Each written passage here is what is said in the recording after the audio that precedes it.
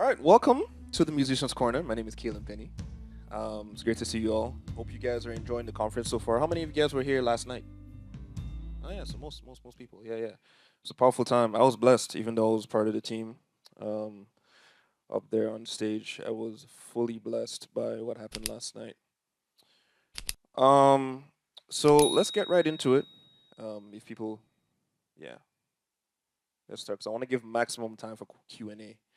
Because the purpose of this for me is I want to be able to use my experience to help you, whatever questions that you may have. I have a general idea of things I want to speak about. There is one thing I absolutely want to speak about, and then the rest of it will be answering your questions. So it's not going to be a technical clinic per se, but anything within my technical abilities to answer, I will answer. Cool. Let's pray. Father Lord, we thank you for this day. We thank you for what you're doing in this in this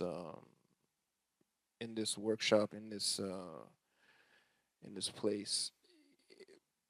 We sometimes take for granted, Lord, when we're always out here busybody doing things, making money, achieving goals, that we forget, Lord, that our sole purpose should be to glorify you in everything that we do. So help me, Lord, as I impart. Let your words be my words, your thoughts be my thoughts. In Jesus' name, amen. All right, so like I said, my name is Caylan Penny. This is a short intro to who I am. I'm a professional bass player slash piano player, musical director, Ableton programmer. If you don't know what Ableton is, it's a music program. It's a DAW, a digital audio workstation that is more suited to live performance aspects. I'm also a producer, studio and live, meaning I do work in studio, but I also produce things live in a live recording setting or in, you know, not only just music, but like things like production, putting on events, stuff like that. And then I'm also an arranger, so I write arrangements for people. Um, and here are the things that I want to cover. So the first two, I will start by talking about what it means to be a Christian musician, and can a Christian musician be a pro? What does it mean to be a Christian musician? That's a question I've been asking myself a lot the past 2 years. I've been a pro for about 7 years. Um, but a Christian musician, for me, is more than just a Christian that happens, a musician, sorry, that happens to be Christian, right? A Christian musician means that you make all your decisions, um, the way you manage your time, even the way you play the instrument has to come from a place of worship, right? It has to have the purpose rather should be to glorify God. So for me, the conclusion or the answer that I arrived at is that everything that I do, people should be able to see the God in the output, right? So whether I'm playing the keys, whether I'm telling you how to arrange your music, whether I'm putting a band together or talking business, people should be able to say, man, that was different about the other guy that I went to that doesn't go to church or doesn't profess to be a Christian. Um, that means it should reflect in your character, it should reflect in your habits, it should reflect in the way you approach projects. So if someone tells you, hey man, I need to be here at a certain time, you honor the time not just because you want to get paid, you honor the time because you want to show them Christ. Because Christ wouldn't dishonor them by showing up not on time, right? If someone says, hey, I want you to learn this song, you're not just going to learn the song, but you're going to do the extra mile, right? Because you want to enhance what they're hiring you to do, right? In the context of church, it's the same thing. Whether you're getting paid or not, the idea is that you are there to enable worship to happen, right? So your input directly correlates to how well things go. If there's no musicians, the worship can still happen, but there's a level that's not accessed, right? People don't need to worship with musicians, but musicians add something to the worship. But the amount you add comes to how your comes from your approach, right? If your approach is I'm just gonna be here and play, or I'm just gonna be here and play because I want to be seen, I'm sorry, it's not gonna get to the level you want, and I've experienced that personally. So how do you reconcile all those things when it comes to being a pro? Because now you're like, well, now I need to make money, right? If this is your trade, this is what I do, by the way. This is what I do full time. I don't have any other jobs. I play music full time, day and night. People ask me, how do you do that? Where do you gig? How do you make money? How do you pay bills? What do you, you know? I ask myself the same question too. Um, Here's what I can say. This is something that I learned from the pastor of my church, Shiloh Holiness Church, Reverend Joel Charles. He said, if you're about kingdom business, the Lord would take care of you, right? That's something that took a while. It took a while for me to really experience what that meant. I spent a lot of times giving my best for little or no pay, to the point where it's like, why am I doing this when my rent is due every month and I'm scraping to, pay the bills at the end of the month?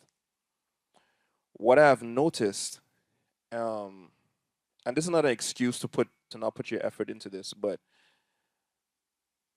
I don't post a lot on social media, right? I suck at social media. There's people in this room that has challenged me about social media time and time again, and I suck at it. However, I've noticed that my name has been in more mouths than I can even count, right? And I couldn't understand why.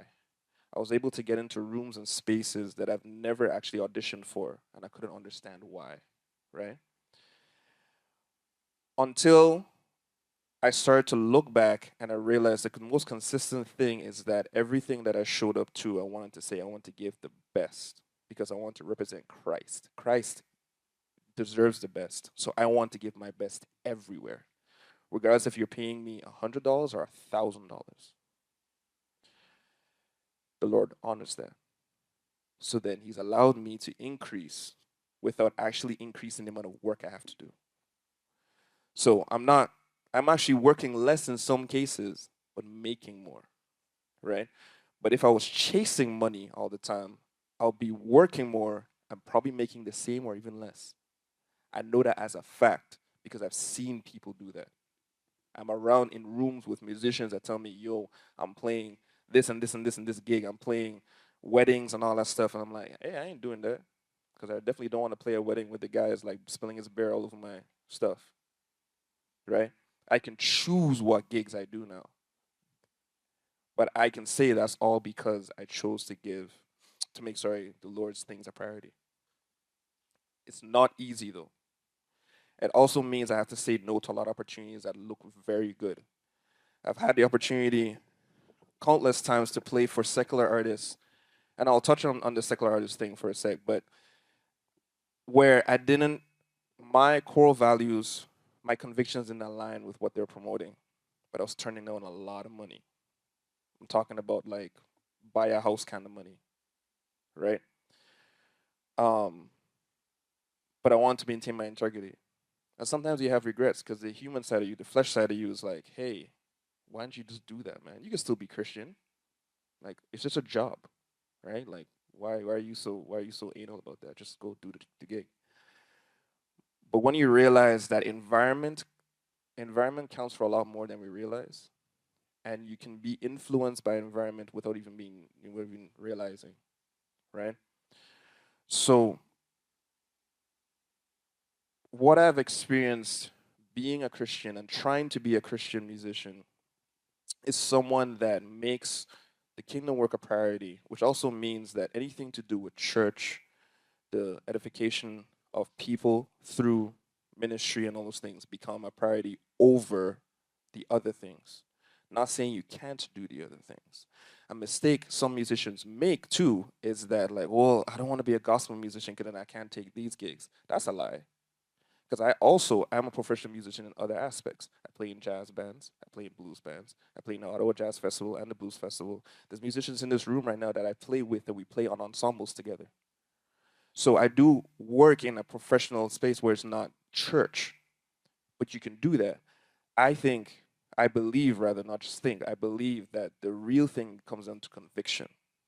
If you're part of something that doesn't sit right with you in your spirit, that doesn't align with the things that you believe as a Christian, then I don't think you should be there.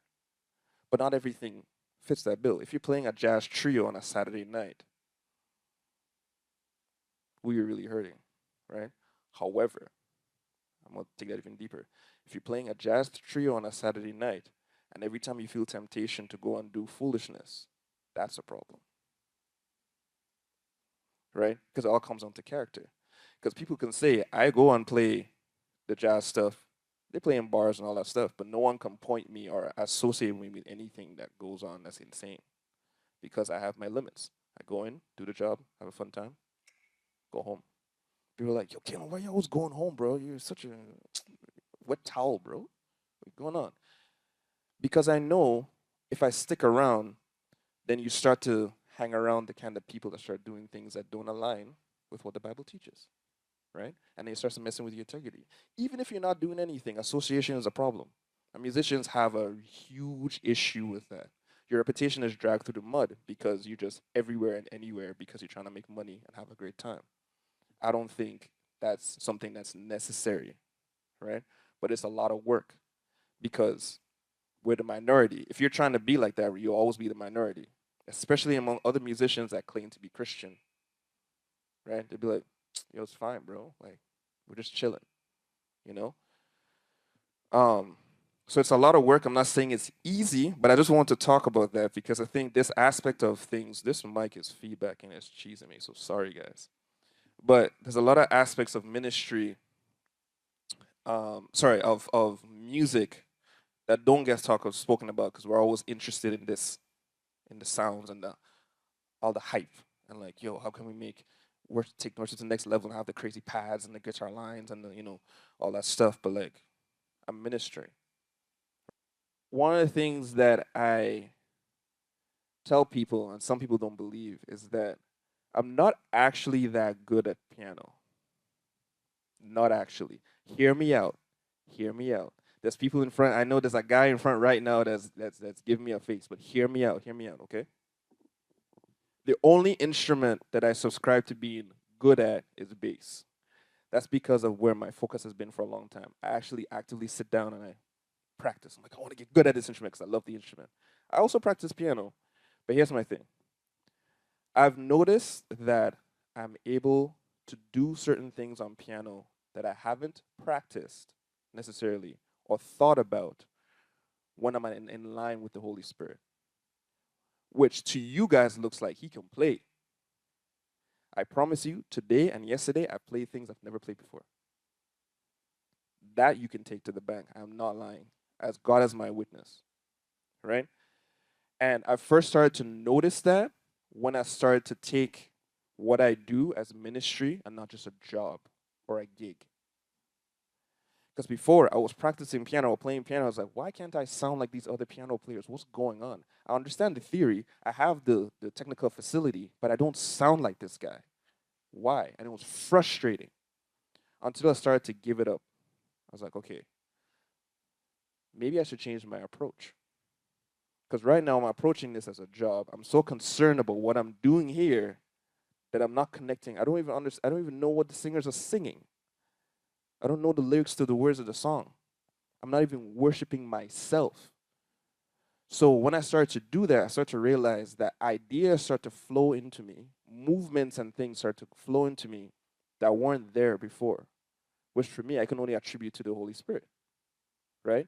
Because now if I'm praying, Lord, use me as a vessel as to which you can have your presence come down here on earth so we can experience it, then now it's going to translate to what I do here. So yes, I can play piano. Yes, I know theory and certain things, but there's certain movements, the sound that I produce is not just because I can play piano. Does that make sense? So because I start to think like that, I start to realize, okay, now it starts to make sense why I was being placed in certain rooms, even though I felt like an imposter.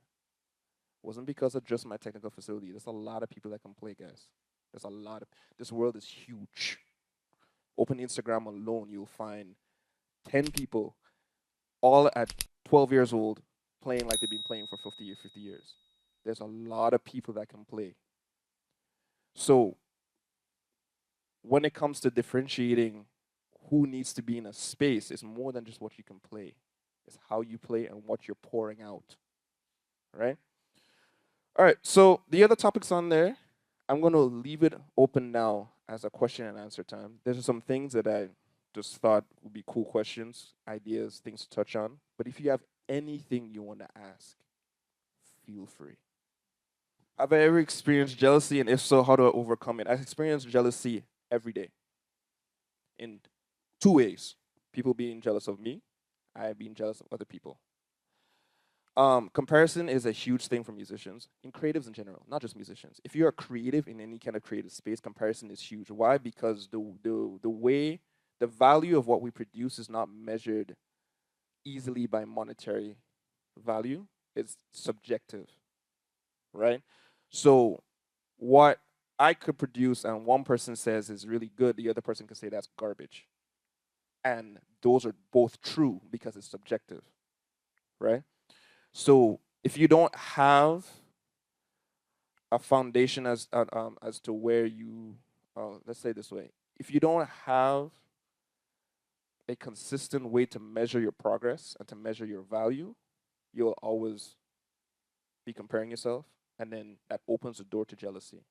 And jealousy doesn't necessarily have to be malicious, right? But it can start to affect how you relate to people. If I'm jealous of buddy in front here, right? After a while, I can start shunning him, even though I didn't mean to do that.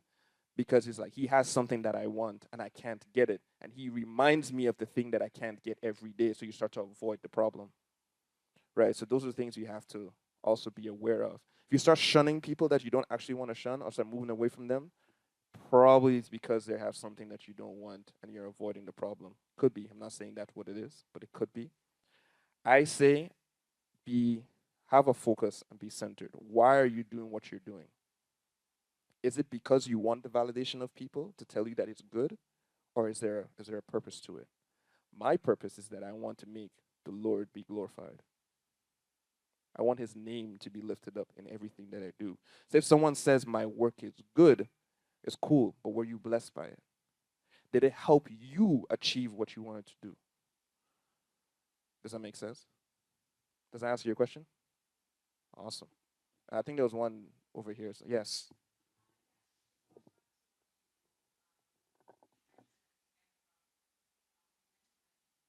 So I took away the pressure of practicing because I wanted to be like the other person.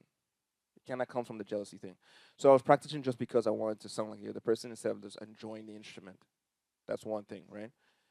The second thing is that I started to be more conscious of the choices that I'm making on the instrument while I'm playing.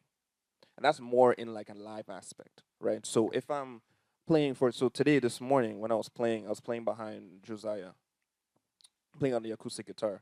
There are a million things I could have done. Like a million things I could have done. You know what's the hardest thing for a musician to do? Not play. You know? But to make that choice is a mature one, but I had to also be in tune with the Holy Spirit to make that choice. Because not playing in some places sometimes too is also the wrong choice. Does that make sense?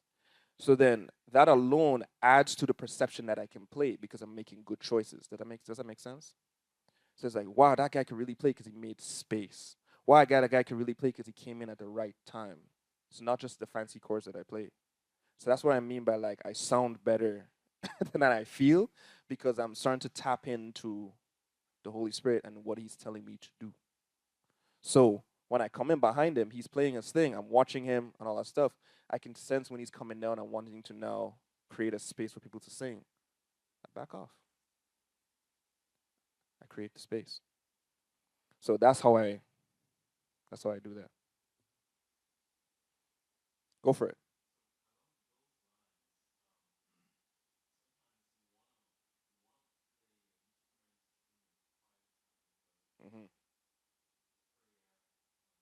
I mean, to be honest, well, there's two things that come to mind. The first thing is if you know getting on the instrument is a distraction from you being able to spend time with God, then don't use the instrument. It sounds like, well, I want to play and sing a song, but like I said, you don't actually need instruments to worship the Lord, right? So I would quicker opt to just not play if I know I'm just gonna go off and start noodling and playing all kinds of random stuff. However, the second thing I would say is if you're going to play because you want to have the music and you want to do those things, I think it starts by your heart posture. Heart posture, what do I mean by that? If you're going in with the intention, the real intention to glorify the Lord, um, your playing should blend into, and your singing and everything should blend into one thing. If you're just going there because you just heard a song and you start to play, I don't necessarily see that as worship because you weren't going there with the intention of having a devotional time. Does that make sense?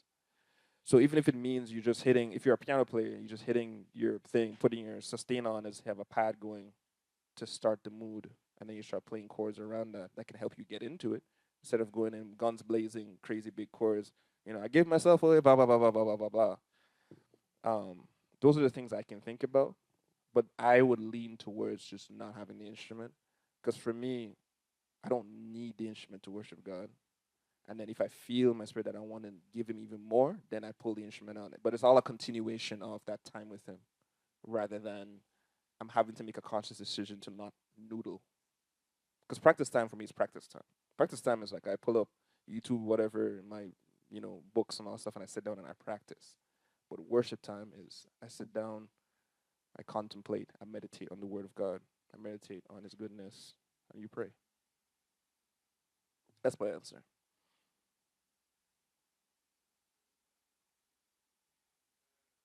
Sure. The first thing I'm working on is my relationship with God. That's like the primary one. Um, Trying to remember that I need to bring Him everywhere that I go, whether it's in church or the jazz gig at the pub down the street. It might be weird to pray before a jazz gig, but you realize that it's actually very necessary to pray before you go into those gigs. One, because yeah, you're going there to enjoy yourself and to make a buck, but two, you don't know what spiritual things that you're gonna get hit with.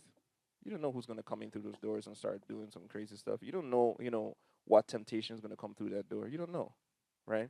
So learn to always be prayed up all the time. So before I touch the instrument, I might sit down and say, "Be with me, Lord. Help me, Lord," before I do this thing. And make it a habit. Other things that are not spiritual, um, I try to be, I try to employ skills as a business, even though I'm an individual. What does that mean? So businesses have to have certain operating procedures for them to function at their highest capacity, right? Things need to come in on time. Things need to be put in places on time. They need to be scheduled. If you have inventory, they need to be inventoried, they need to be categorized. There's processes. So I've developed processes for myself so that I can be consistent. What does that mean? I am always early. There's people in this room that will tell you that. I am, like, if I'm late, something happened. It wasn't me. That was first motivated by the fact that I get anxiety when I'm late. Because when I come here and I'm not situated and then people start talking to me about things that are going wrong, it's chaos, right? And it gets my stress level super high. That's where it started from. But now I've got to a point where it's like I'm early not just because I want to avoid my anxiety, but I'm early because it's a principle. So I come in and get myself ready. This morning, I was here at 6:45. We didn't have to be here until 7:30. I was here at 6:45. Why? Because I wanted to come in and make sure my laptop was working. I want to make sure all my boards are working. I want to make sure that the communication between me and the sound team was good. We can have a mini debrief.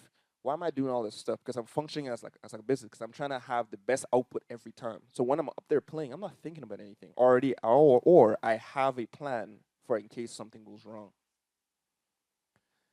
For me, that's what keeps you on top and keeps you rising. I can tell you for a fact, this is a true experience that just happened. I was on tour a couple weeks ago. on one of the stops in Minneapolis. I I had brought some gear. Well, first of all, due to some logistical reasons, we couldn't get our original gear at the venue, right? So we had to spend all morning calling people to get our gear at the venue. I get to the venue, and I got there before other people. I got to the venue. My playback rig decides I don't want to turn on today. Now imagine if I was late. If I was late as affair, I was walked in, plug, plug, plug, plug. 2 minutes until showtime, and my thing doesn't boot. I have no time to fix it. Chaos. But because I was early and I had the routine of checking my gear all the time, I realized that it wasn't working. On top of that, this might be crazy. You might be like, yo, you're planning too much. But on top of that, I also had the software to reflash the thing. Because before I went on tour, I was like, I'm going to put the software on my laptop because I may not have internet.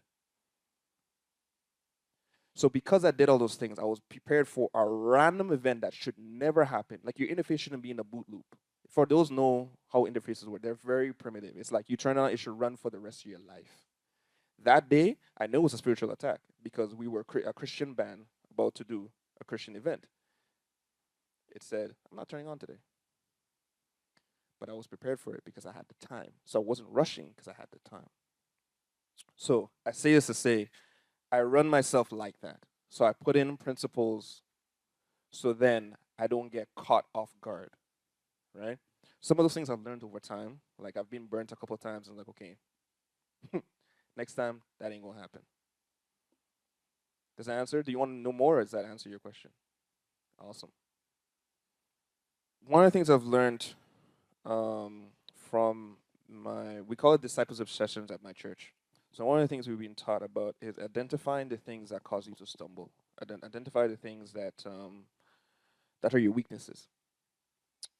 Identifying them and then being willing, or sorry, proactive in taking steps to avoiding them.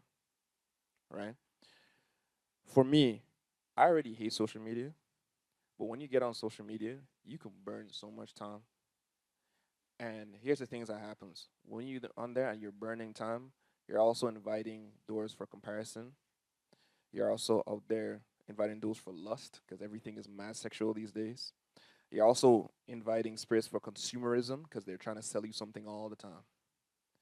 So what I do is that I literally physically delete all those apps from my phone. Currently, Instagram has not been on my phone for the past 2 weeks.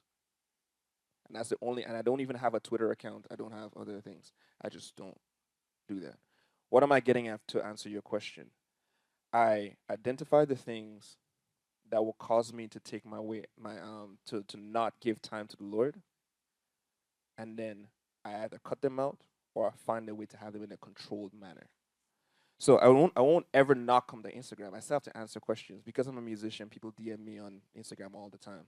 So I go on the browser and I'm like, what? Hey. But because the browser is so bad, I'm not gonna scroll on Instagram.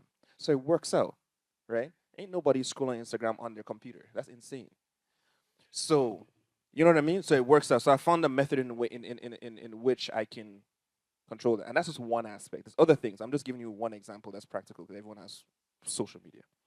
So that's how I maintain that. And then just be disciplined, man. Like it's easier said than done. Obviously, discipline is a taboo word for me because it's like if everything was that easy, just do it, then life would be perfect. It's not, right? But you can also pray that the Lord helps you, right? It's like when in the Bible say, "Help my unbelief," right? It's like the idea of faith. It's like, Lord, help me, because it's hard out here. Sometimes I don't wanna pray. I don't want to pray. Sometimes I don't want to pray. I just want to play my music. I just want to go outside, have a good time. I just want to go there and shed with the guys, play crazy chords, do all kinds of stuff. Have the lights and be good. But sometimes you gotta realize that like after you do all of that, it can feel very empty because you haven't impacted anybody. First of all, you haven't impacted anybody if you're just playing all the stuff. And second of all, you're not gonna grow. And you'll see the results of that later. There's something I'm gonna mention later on that'll connect to that. Your second point was how do I choose my band members, right? Or people that I play with.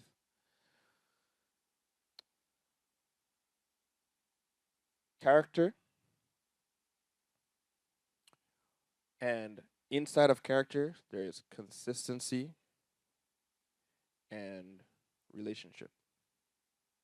So if I know that you only call me bro because of the people that I know, you will never touch my stage ever. At least not with me on it. It's just a simple fact. Because I don't care about the accolades. I don't care if, you feel good that you know me because I know a bunch of other people. I really don't care. What I care is that when we get together, are we able to serve the job that we're going to do?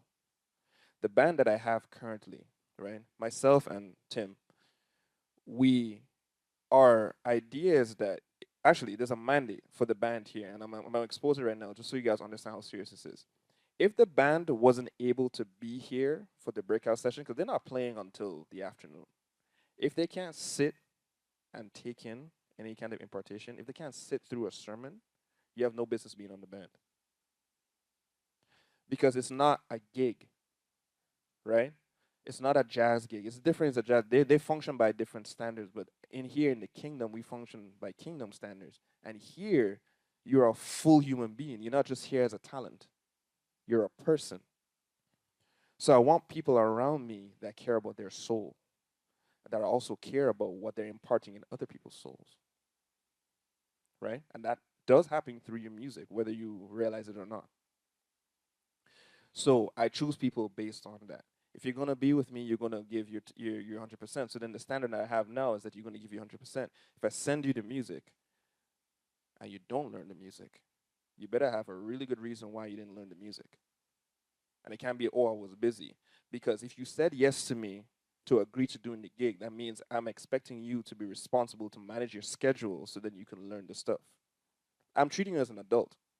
Does that make sense? Like it's normal. Like if you're saying yes and you say, yo, but school's really, really busy, why'd you tell me yes? I can go find somebody else or I can change my plan. Right? But don't say yes, not learn the music, and be like, why are you mad? At that point, I'm not even going to fight you because it's not my personality. What I will say is that thank you, you'll never get called back again. Right? So that's some of the things that I look for. At the end of the day, there's a lot of people that can play. There's tons of people that can play. There's people that can play better than me. There's people that can do this stuff better than me. But it's more about what are you outputting. Does that answer your question? Front.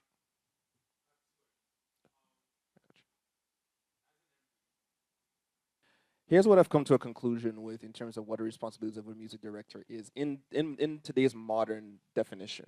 Because I think certain groups and stuff have different ideas of what a music director does and they take away certain roles. But here's what I've come to. A musical director is the person that takes the ideas and the vision of the artist, and I'm using artist as a placeholder, right? So it can be a worship leader, it can be, whoever is the person at the face of the project, right? Takes those ideas and turns them into reality, right? Turns them into a sound. Um, what does that mean? It means that you have to understand band composition, you need to understand composition, like musical composition, and then you also have to have some technical know-how. Why do I say you need to have some technical know-how? Modern day instruments, a lot of them use electronics. A lot of them are amplified. A lot of them use, well, all instruments use the laws of physics. I'm not going to have a physics class. What you should know though is how each instrument makes sound, why it sounds the way it sounds, and how do you get it to sound the way you want it to sound. Does that make sense? Um, I That's a responsibility of the music director, in my opinion, right? Um, so when I'm preparing for a worship service versus a tour, a worship service is you want to be able to have a team that is unified in creating or unified and capable of creating the exact environment that the worship leader is asking for. Because the job of the worship leader is to demonstrate how to worship, right? You're a worship leader. You're not the focus, right? So the worship leader is the example by which the congregation follows to worship the Lord. So we help facilitate that. So that means if they're setting a direction, we need to be able to go there. So as a music director, you have to also have to be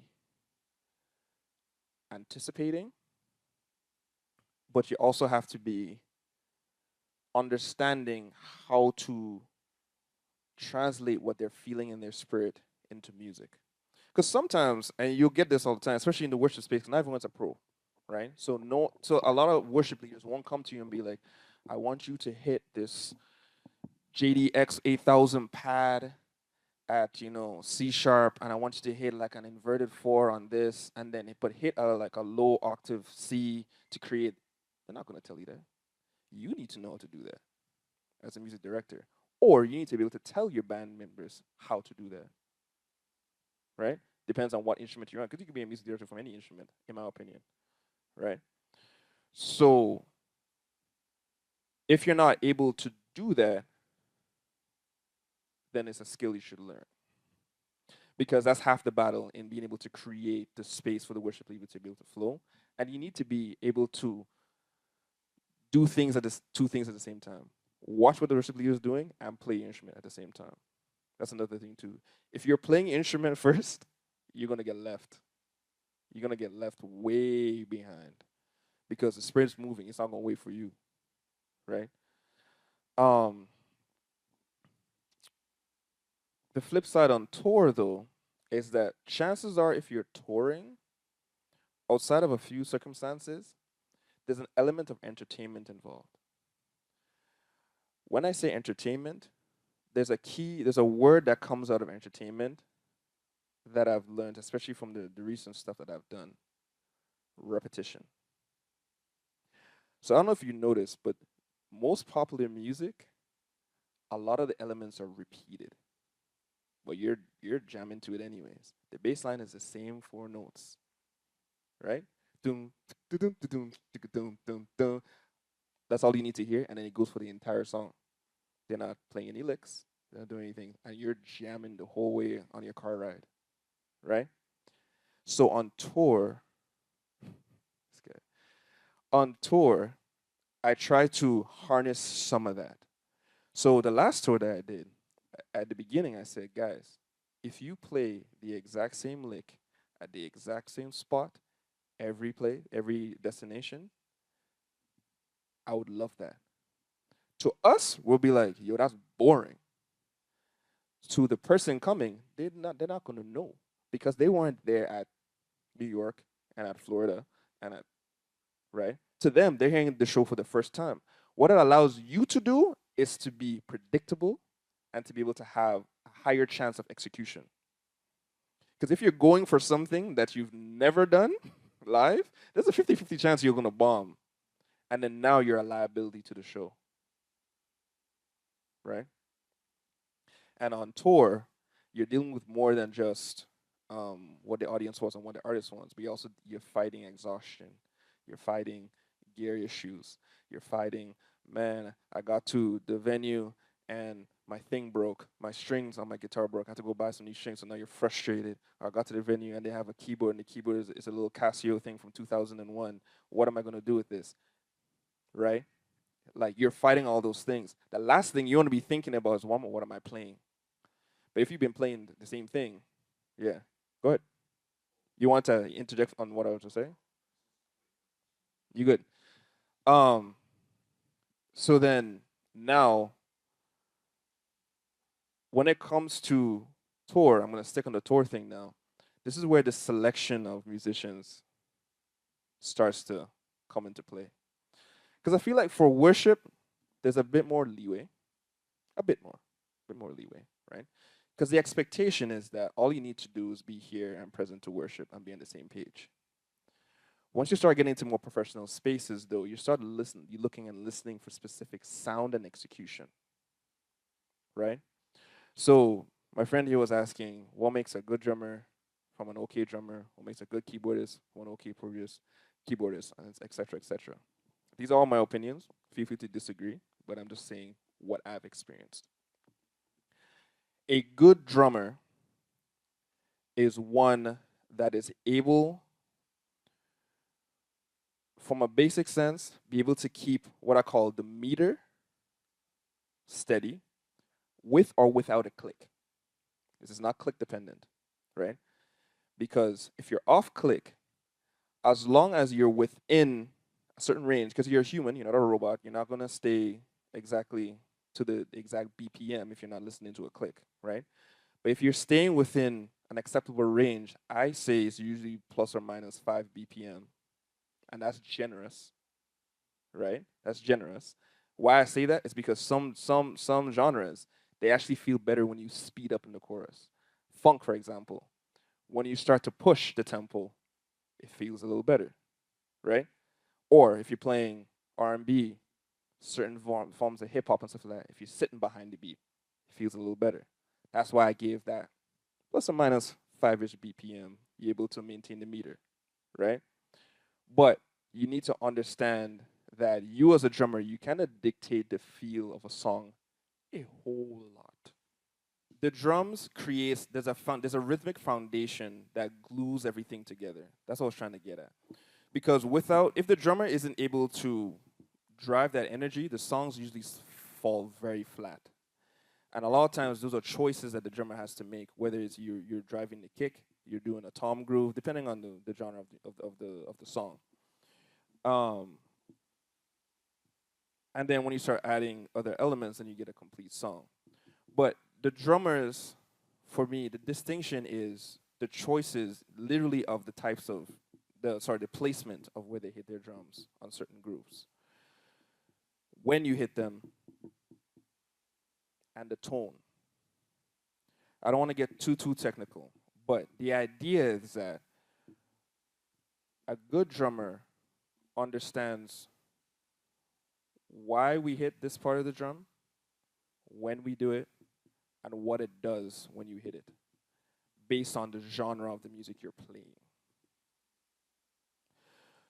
One good example I found, you see it on Instagram and on YouTube and stuff all the time, is that there'll be these guys that will show up with just a snare, a hi hat, and maybe a floor tom, and they would make that song move, right?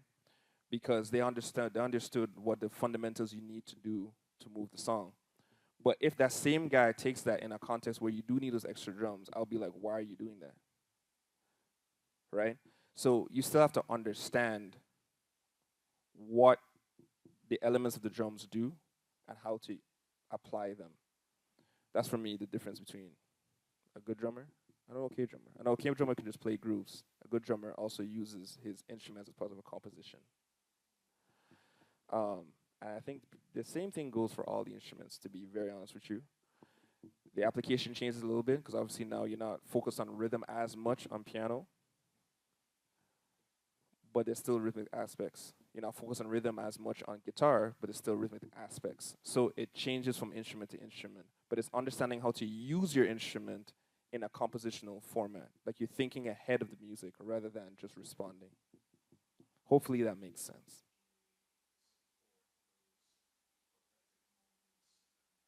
Repetition is also your friend. So if you take the time to practice, right, and you practice very common moves that you do, because the goal is to not have to think about what you're doing so then you can lead, right? Don't be afraid of repetition. I think we're always wanting to play something new, right? To make it sound fresh and all that stuff. But in a case like this, if your goal is just to lead from the instrument, then if you know this voicing on piano or this voicing on guitar and it serves the purpose of what you're doing, then do it. Do it to the point where it becomes muscle memory and second nature. So you're not thinking about what you have to do. So then the thought is that I want to do this rather than how to play it. Does that make sense? I think it's a trick with anything when it comes to like multitasking. When I first started becoming an MD, I couldn't talk and play. Like it's actually tough to have a coherent conversation and still be playing a bunch of stuff at the beginning. So what I started to do was like, okay, I need to train myself to be able to play what does these voicings sound feel like on my fingers when I want to hit them while I'm not looking at the keyboard. I literally did practice like that. So I would sit down, stare at the wall, and play. Oh, okay, that's what that feels like. That's what that feels like. That's what that feels like. And then I repeat that every time to the point where it's now when I speak, I can speak to my band, but I know what the chords feel like under my fingers. So then I keep playing, right? And then I have go to things that I play when I'm speaking. And it's always the same. You will never notice it as an artist member because you're taking everything as a whole. But it's go to things that I play. Same thing on bass. There's go to positions that I go to if I'm speaking on the mic that I'm just going to go to. So practice is key. I think that helps. Said that. Just set up yourself where it's like, okay, I'm gonna learn how to play these things while not looking at my hands, or give yourself a task. Try, I don't know, watching a show or something while playing. Those things help because it starts to give you muscle memory. Because a lot of times we don't realize how much we rely on our eyes, right? And we also don't realize how much we actually know, but we second guess ourselves, especially if you've been playing for a while. Like you actually know a lot more. Like the muscle memory is there, but we're relying. Like we're so used to doing things a certain way. We realize that if we look away, we're like, oh wait, I can still play without looking at my hands, or I can still play while talking to this person, and then repeat. Now to answer your question about the prophetic, this one is a deep one. Here's the thing. That varies based on culture, um, and not culture just in race, but culture in terms of church culture too, right? A lot of us has been conditioned to hear certain sounds as we're here at the throne, right? So a lot of that is just practical study as to how to get those sounds that satisfy what people are looking for. The other half of that, though, is finding sounds that actually speak to you. So you guys probably didn't realize I had a lot of keyboards going on. People were like, "You never played those keyboards once." I was actually playing all of them. The Nord is my piano. So the piano I was playing, you were hearing the Nord, because I wanted the piano to have weight. So that's why I chose that board. The piano on top, I had bells for aux stuff when Pastor William Adele came on. So I was playing extra aux things in there that blended in with the stuff. My other piano has a synth pad that swells in and out, right? That creates an atmosphere thing. So when people are talking, I hit that, boop, I hit a pedal, and then it goes, right? I chose that pad because of what it invoked in me, right? I was like, man, this makes me feel something. So because I did that, I was like, I'm anticipating this will also make the audience feel something, the congregation feel something. And then I also chose that pad anticipating the kind of moments that we may go into. So the third thing I was saying is understanding who your worship leader is. So I was able to make calls to my band because I knew who Pastor Daphne was, I knew who Tim is, I knew who Ruth is, and I also studied William McDowell. We've all listened to at least one of his songs, but I've studied as in the way when I'm listening to his songs, I'm wondering what sounds did he use.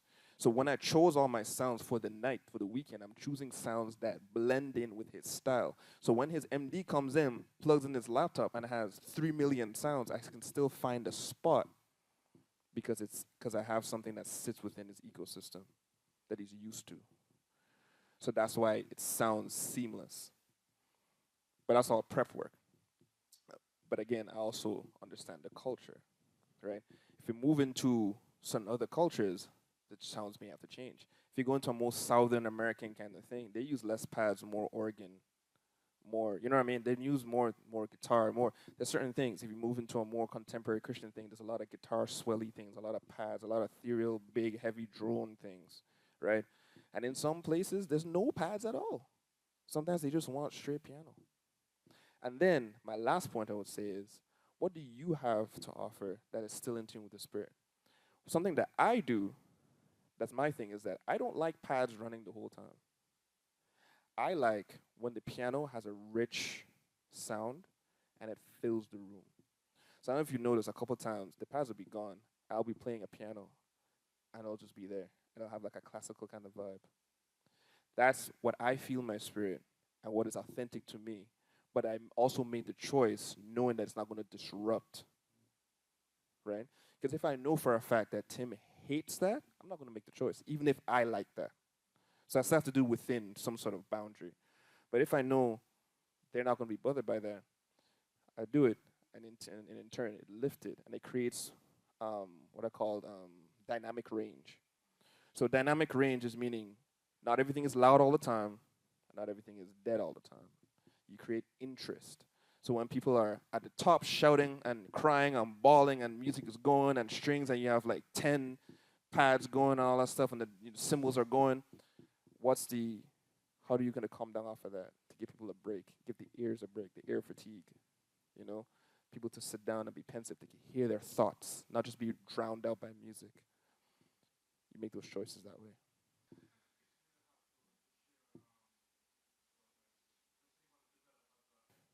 Listen with intent and listen to a lot of different things. What does that mean? Listen with intent. So there's listening to enjoy, right? There's listening to learn, but it's also listening to dissect, to be surprised. There's a lot of times I would re-listen to a song and I'd be like, I never noticed this was in here. But because I went in with my open ears, I was like, yo, I'm just gonna listen to the song and listen to the elements of the song. I'm not learning the song. I'm not trying to play the chords. Just listen to the elements of the song. And then I'm like, man, this is in here. Why? Because once you do a lot of that and you give your subconscious enough of that information in your practice, some of it starts to come out. So remember how I told you about the Holy Spirit planting things into me and I play blah, blah, blah. Okay, cool. I believe that the Lord is very practical, right? As much as he's spiritual, he's very practical. He created this world. So he's practical, right? He created us physical beings. So if I wasn't feeding myself musical information all the time, right? There wouldn't be musical information to pull out of me when the time came. Does that make sense? So I'm listening to all these things. I'm listening to these piano players that are better than me play all these kinds of things. Actually, it's so funny. There's a move.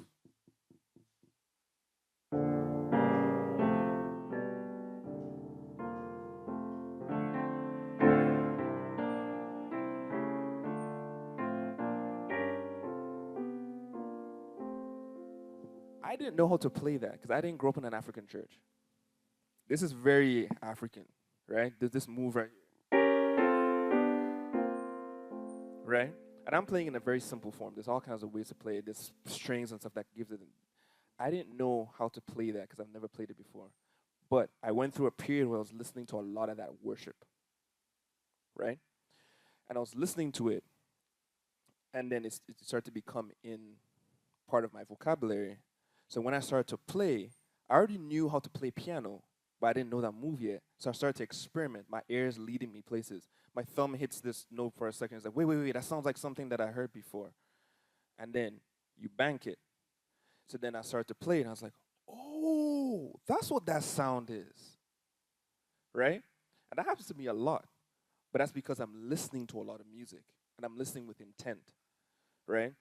If you don't broaden your horizons to the kind of music you listen to, it's not gonna come out of you, is what I believe, right? And then the other side of practice is repetition. So as a piano player, for example, when I learn a concept, this thing, if I found it out and I stumble upon it in one key, the challenge I give myself is play it in every key and play it until it doesn't feel like a foreign thing. So it might get annoying. You might start playing it in every service. You might start playing in every gig. But the idea is repetition. Repetition allows you to get the thing part of your vocabulary and comfortable. So listen to a lot of music, and then what you know, repeat it. Repeat it, repeat it, repeat it. And then, again, be disciplined about it. So people say, well, how long should I practice? Well, if you're consistent about your 5 minutes every day, you're going to improve. The more time just affects your rate, the speed in which you improve. And even then, there's still a drop off because you're a human being, so you need to give yourself rest. And your body needs to process all the stuff you've been practicing. So I say for me, start with consistency first. So if you know you can do 5 minutes every day, 10 minutes every day, lock that down, and then start working on increasing the amount of time you can spend. Where it's and then to a point where you start to realize that like, well, 2 hours versus 3 hours, I'm not making any much difference in improvement. Does that make sense? Yeah, cool.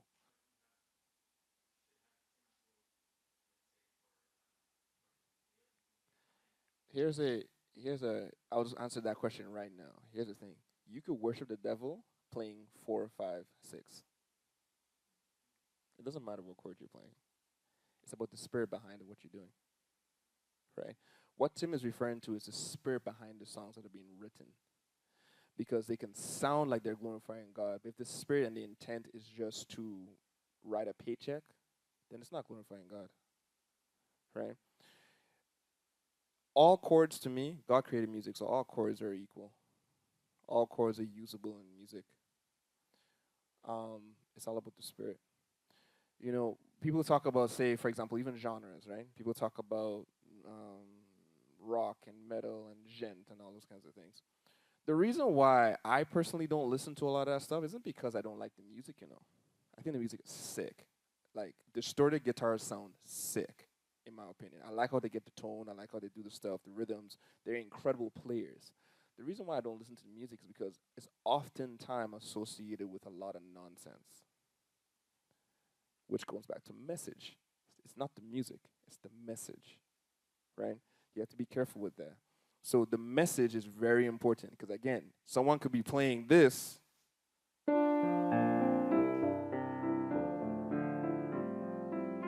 talking about suicide, talking about, all kinds of crazy stuff. Like, it's not the chords.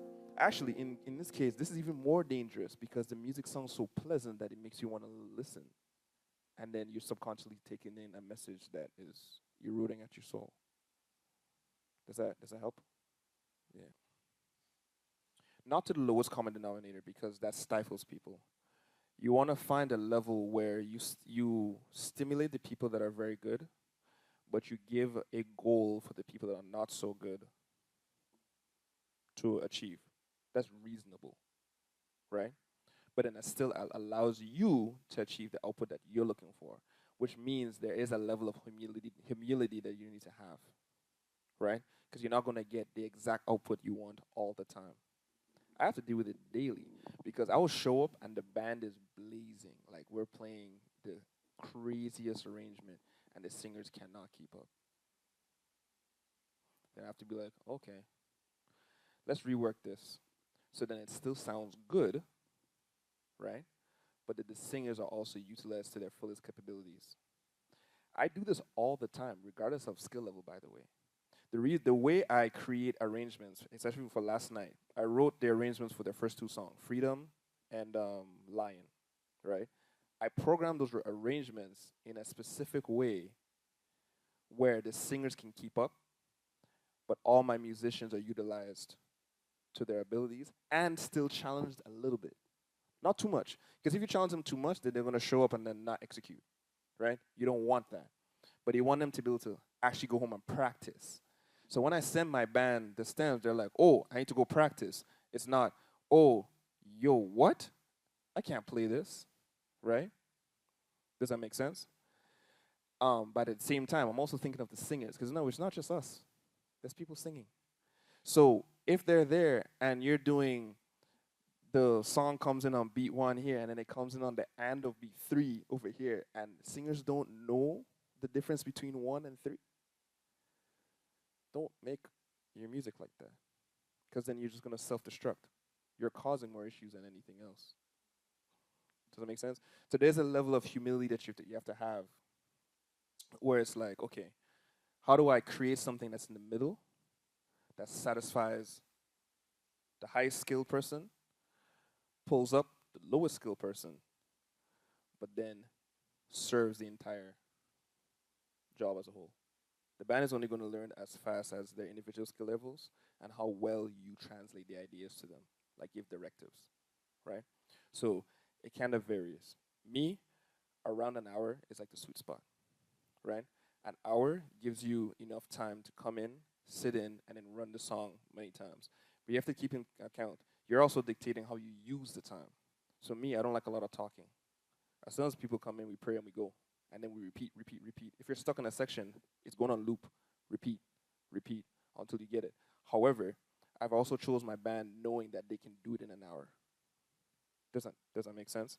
So I'm setting myself up for success because I know they can come in. They have the technical ability to do that. If you know that your piano player takes, you know, an hour just to learn a certain part, don't budget a whole hour for the entire band.